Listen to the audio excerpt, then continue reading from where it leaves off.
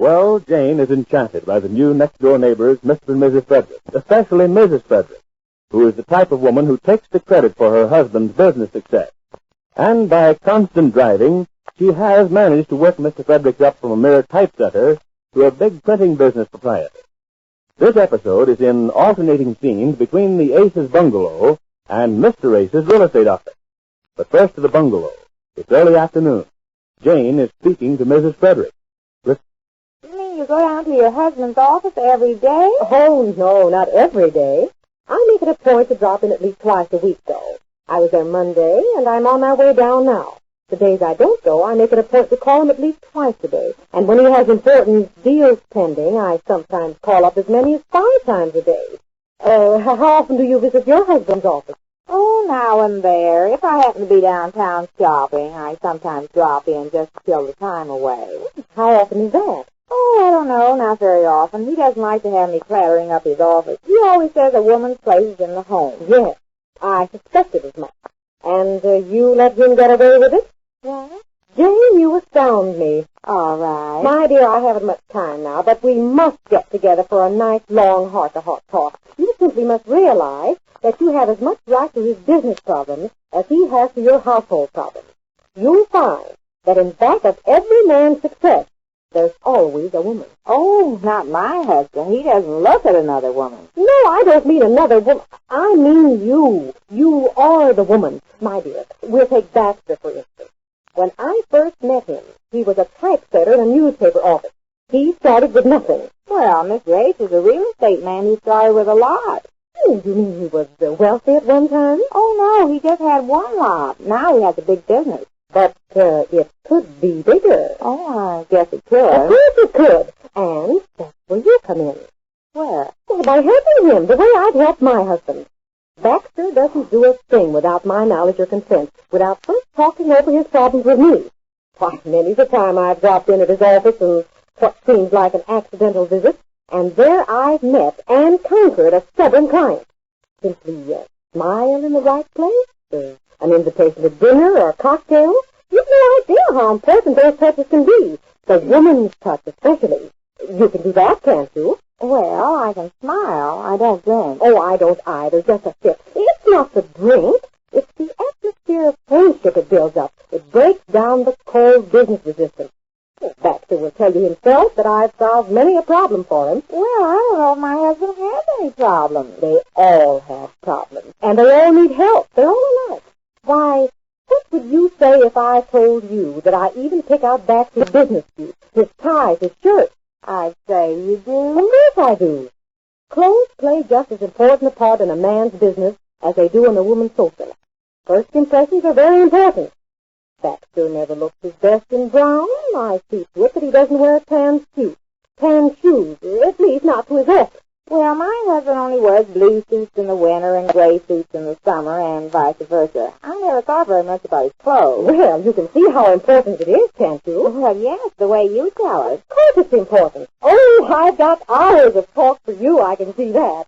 But I really must be running now.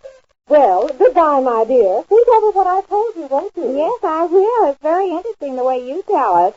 Oh, there's Roy with the car now. Goodbye, Jane. Goodbye, Ethel. Have a nice time. I don't know about that. Laura, come here. I want to talk to you. Did you call me? Yes, Laura. Here's what I want you to do. Get out all of Miss Racer's suits out of his closet and bring them in here. Oh, 3 is a name? Yes, all of them. So, is something wrong there? Well, there may be with his suits. I don't know. You mean the moth man? Moth? No, I don't mean moth. I've got to start looking after things around here. What things, ma'am? His suits and his ties, Jay's ties, too. His ties, ma'am? I cleaned that chili sauce off his blue tie. Is something wrong with the other ties, ma'am? I don't know. There's something wrong with something, and I'm going to find out what it is. But the mister doesn't like to have me fooling around with his things, ma'am. He told Laura, did you hear what I said? Yes, ma'am. And all his shirts, too. Shirts, ma'am? Yes, I'm going to start start looking after his things. I've got to see that he wears the right things. No tan shoes and things like that. Shoes, Tony? Yes, everything. First impressions last. Yes. What? Oh, you wouldn't understand it, Laura. It's a business expression. Well, it's no business of mine, but I don't think the mister likes for us to touch his thing. It's no business of yours is right. It's his business I'm thinking about. If he makes a good impression in his business, he can put over some big deals, and I've got to see that he does. Does what, ma'am? Makes a good impression. From now on, I'll see that he wears the right kind of suits and ties and things. Now, you go ahead, Laura, and bring everything out here. I'm going to call him up and see what's going on down at the office. But hurry, Laura. Don't stand there like that. Here's a letter, Betty, that I think you can answer without any dictation. Just quote the prices of those apartments out there. I understand it, please. Now, let's see what else we have. Well, what's this all about? Oh, yes. Take a letter to Humley and Son. Gentlemen.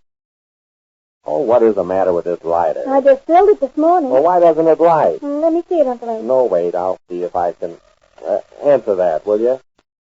Don't see why this thing doesn't work. Hello? Hello, Betty? Yes? Is Uncle Ace there? Oh, yes, Aunt Jane. He's here. Just a minute. It's Aunt Jane. I think this wick needs pulling out or something. We've had this thing for about a year. They don't last forever, you know. I only paid 65 cents for it. Well, it should light if you filled it. Hello? Hello, dear. Hello, Jane. What's on your mind? Nothing. What's on yours? Nothing. Any problems today? What? Any problems around there today? What are you selling? Really, I'm not selling anything. I said, are there any problems around the office today? Well, yes, we've got quite a problem here. Oh, you have? Do you want me to come down? Come down? No, I think we'll work it out. Well, what is it, dear? Well, it's my lighter. It won't work. Your what? My lighter, the lighter that I light my cigars with. It won't work. We're trying to fix it. Is that what you're doing now? Yes, we paid 65 cents for it. We've only had it a year. It's quite a problem. Well, maybe I can help you. Well, what would you suggest? Well, have you tried pulling out the wick? I think Betty's trying that now. It still doesn't work, though. Does No, Jane, is it? Now, what did you call me about? What? That's all, just to see if there was anything going on. I thought maybe you had some big deal or something. Well, this may turn out to be. We may have to spend another 65 cents for a new lighter if we don't get anywhere. Either get a new lighter or a new thumb. Well, I hope not, dear. I do too, Jane. Well, it's been cozy talking to you. Well, goodbye then. Goodbye. What was all that about? How about it, Betty? I think it's worn out. We'll have to get a new one. Oh, all right, let it go. Don't bother with it now. Now, where were we? Tumley and Sons, gentlemen. Oh, yes. Thanks for your early reply on that garage deal, and I shall have the estimates for you by the first of the week. Trusting we can reach a deal agreeable to both sides, I remain sincerely yours. I think that about finishes the mail for today, Betty. Hello? Hello, Betty. Let me talk to your uncle again. Yes, Aunt Jane. Just a minute. Again, what is this? Hello? How about matches, dear? How about what? Matches. Why can't you use matches to light the cigars with? Is that what you called me up about? Yes, I just thought of it after I hung up. Why do you have to spend 65 cents for a new lighter? Matches don't cost anything. Yes, that's quite a solution there, Jane. Yeah. See, your problem is over. Yes, that's great work, Jane. You're welcome, and anything you have that comes up like that, you let me know, dear. I can help you with your problems all the time. Did anybody come in for a big deal or something? For a big, no, not since you called a minute ago. Well, if they do, and you need my help, well, just let me know. I'll talk it over with you. Very touching to have a woman to talk to about it. What did you say? I say it's touching to have a woman to talk to, especially your wife. Isn't this awful? Well, Jane, it's been nice hearing from you. Don't call me again sometime. I will. Oh, I just a minute, dear. Yes?